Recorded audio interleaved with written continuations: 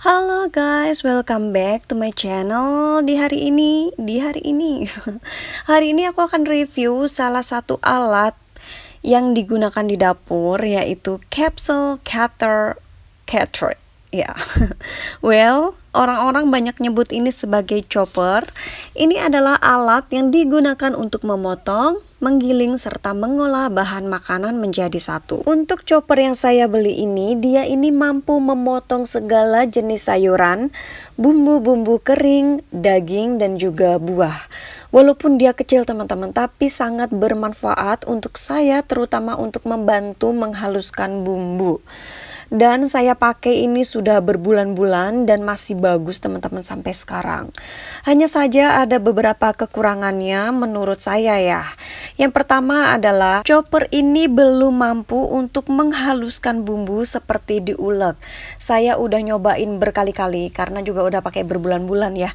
Memang chopper ini sebetulnya itu lebih untuk mencacah bahan-bahan yang akan kita blender. Jadi dia tidak bisa halus seperti kalau kita ngulek teman-teman. Jadi kalian kalau beli ini jangan berharap bumbu kalian akan halus seperti diulek, karena dia fungsinya hanyalah untuk mencacah bahan makanan yang kita blender gitu teman-teman. Tapi saya pribadi tidak keberatan dengan hasil dari potongannya, karena ukuran dari potongannya itu juga udah kecil banget gitu teman-teman. Dan kalau kita perlu ngulek pun itu nggak perlu butuh waktu yang lama untuk ngulek. Jadi diulek sebentar itu udah langsung halus. Jadi dia bener-bener sangat membantu saya sebelum saya ngulek atau dalam hal mencacah-cacah bumbu. Karena terkadang saya juga perlu cacahan yang sekecil ini, misalnya untuk bikin nasi goreng dan berbagai macam masakan seperti tumisan ya. Karena kalau tumisan ataupun nasi goreng tidak perlu ulekan yang sangat halus untuk bumbunya gitu teman-teman. Kemudian kekurangannya yang kedua adalah pisaunya perlu diasah. Jadi ini saya udah pakai selama 4 bulan dan saya rasa saya udah perlu mengasah pisaunya dalam waktu 4 bulan ini. Jadi mungkin bisa dibilang 4 bulan sekali kita asah pisaunya supaya pisaunya itu tajam gitu teman-teman. Oke, sekarang aku akan bahas sedikit tentang spesifikasi dari chopper ini teman-teman. Ini adalah kabelnya teman-teman. Untuk kabelnya sendiri panjangnya adalah 110 cm. Untuk dayanya adalah 200 watt dan untuk kapasitas dari choppernya ini sendiri adalah 500 sampai 600 mili. Ada beberapa warna yang mereka punya, yaitu yang warna pink dan juga kuning teman-teman. Untuk yang aku beli ini adalah yang warna kuning.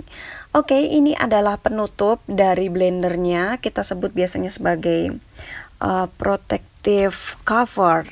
Dia berfungsi untuk menutup supaya blenderan kita nggak kemana-mana. Kemudian ini adalah pisaunya. Dia memiliki 4 mata pisau yang tajam. Oke teman-teman, jadi hati-hati karena ini tajam ya. Dan karena itulah produk ini disebut sebagai Ketra, karena memiliki 4 mata pisau yang tajam. Kemudian kalian juga bakal dapat wadah untuk menampung bahan-bahan yang akan kita blender seperti ini. Bahan dari wadah ini adalah akrilik teman-teman, jadi dia itu juga mudah dibersihkan. Oke teman-teman, sekarang kayak apa sih? Apakah aku suka dengan produk ini atau enggak? Untuk kebutuhan daily aja di rumah, menurut aku ini udah cukup banget. Kalau kalian mau beli blender atau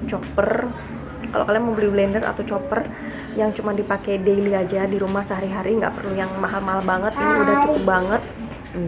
Kalian perlu blender bumbu atau cabai yang mau dikeringin, itu cabai kering yang mau dibikin bubuk. Kalau kalian mau bikin bumbu bubuk, apa sih bahasanya, pokoknya bumbu-bumbu yang dibikin bubuk ini udah oke banget untuk ngeblender bumbu-bumbu kalian. Karena aku pernah nyoba sendiri waktu itu di Berau, itu juga hasilnya oke banget teman-teman. Dan ini aku beli ini khusus di sini itu untuk ngeblender bumbu. Nanti aku bakal ngeliatin sama kalian kayak apa prosesnya dan seperti apa hasilnya kalau dipakai untuk ngeblender bumbu. Ini harganya juga nggak mahal, cuma sekitar 80 ribuan gitu.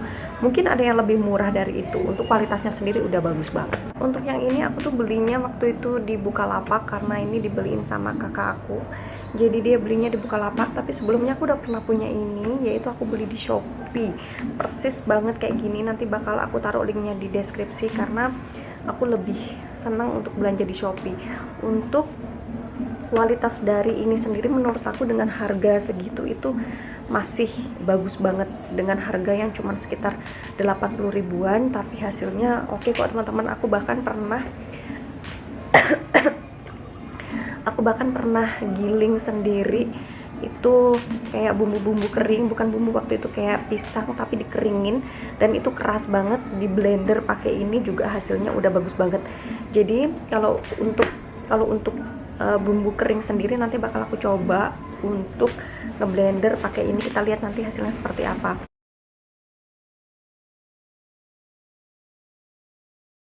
Nah, teman-teman, caranya kalian masukkan dulu atau kalian pasang dulu mata pisaunya seperti yang aku lihatkan tadi.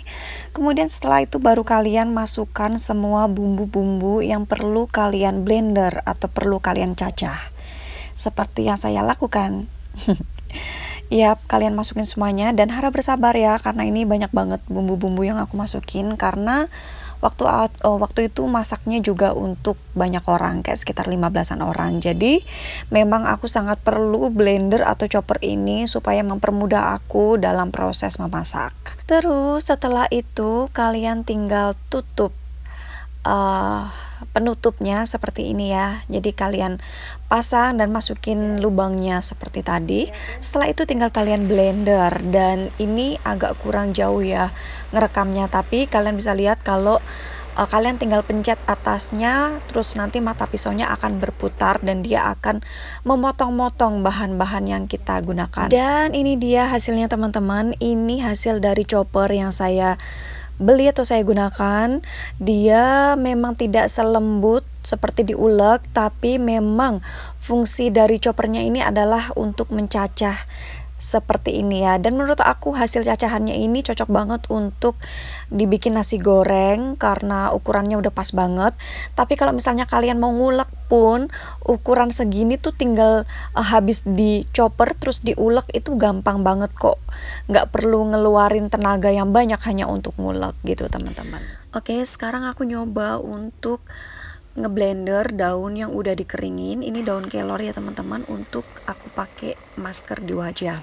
Hasilnya itu cukup memuaskan karena dia itu ada bagian yang sangat halus, ada bagian yang setengah halus, dan ada bagian yang agak kasar. Jadi biasanya aku saring dulu bubuknya, dan untuk bubuk yang agak kasar nanti bakal aku blender lagi untuk dapat hasil yang maksimal. Walaupun kadang kita perlu ngeblender kayak 3-4 kali supaya dapat hasilnya tuh yang bubuknya bener-bener yang halus banget gitu teman-teman. Ya, seperti itu. Ini dia hasilnya teman-teman. Oke, aku rasa itu aja teman-teman. Semoga video ini bisa bermanfaat buat teman-teman semuanya. Sampai ketemu lagi di review aku yang selanjutnya. Bye-bye.